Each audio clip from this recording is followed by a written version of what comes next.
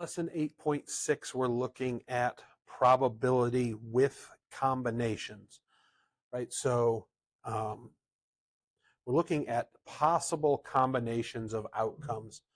This will oftentimes is introduced with, you put people in a room and you say, okay, how many different handshakes will have to happen if everybody in the room shakes hands?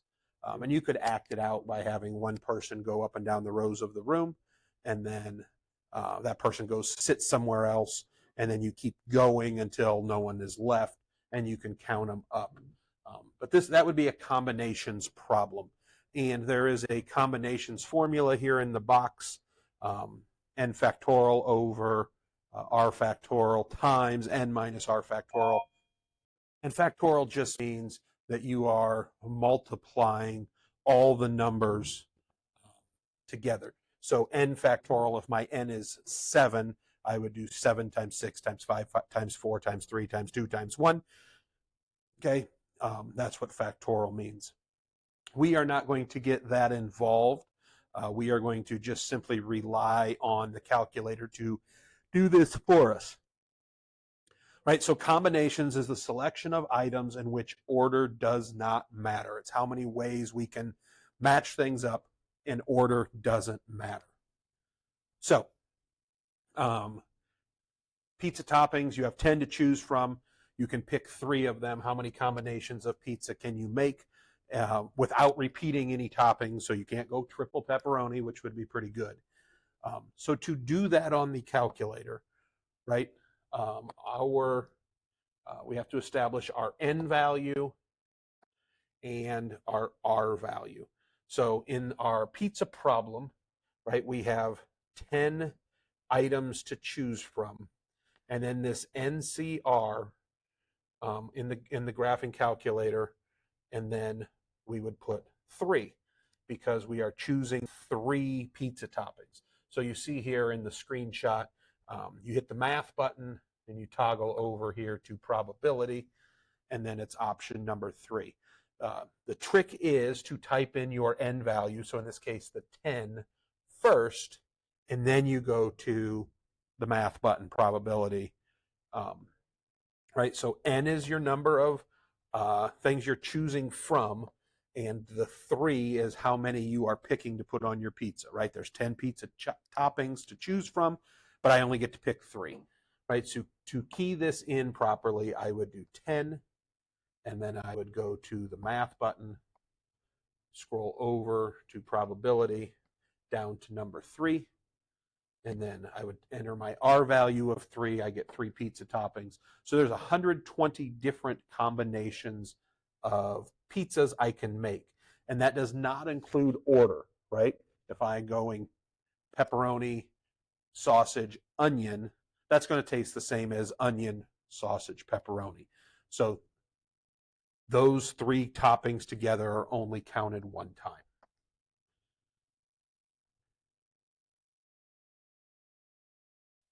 So these would be combination problems here.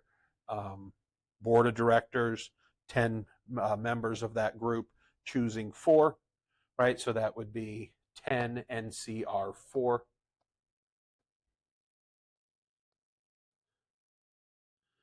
Should be a 4, an R here. 10 NCR4, so 10.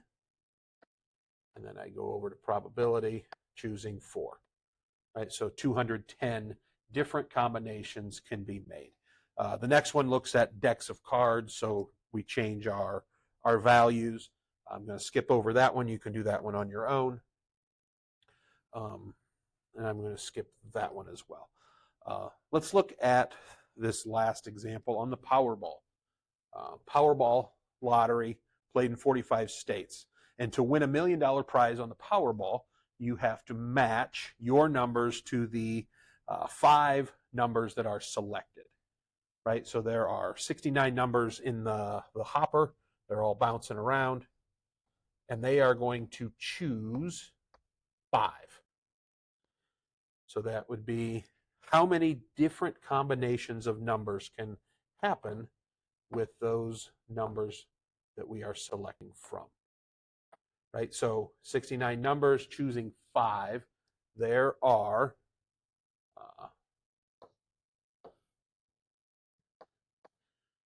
lot of possibilities.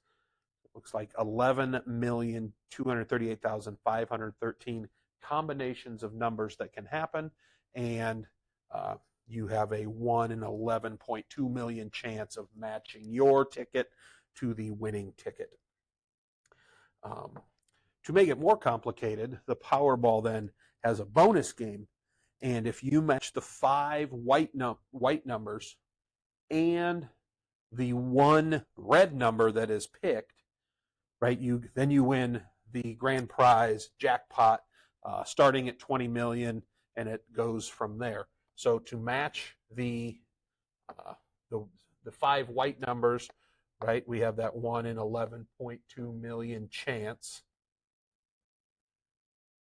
And then you have a 1 in 26 chance of winning, of matching the other number, right? So this is a multi-event probability, and the game just got 26 times harder to win. So now this is your probability of winning the Powerball jackpot. You now have a 1 in 292 million chance of winning. And then, so what we can really learn from this, besides how to calculate combinations, is playing the lottery is not the best financial plan. In fact, it's a bad financial plan. So that is combinations. We are going to just strictly enter that into the calculator.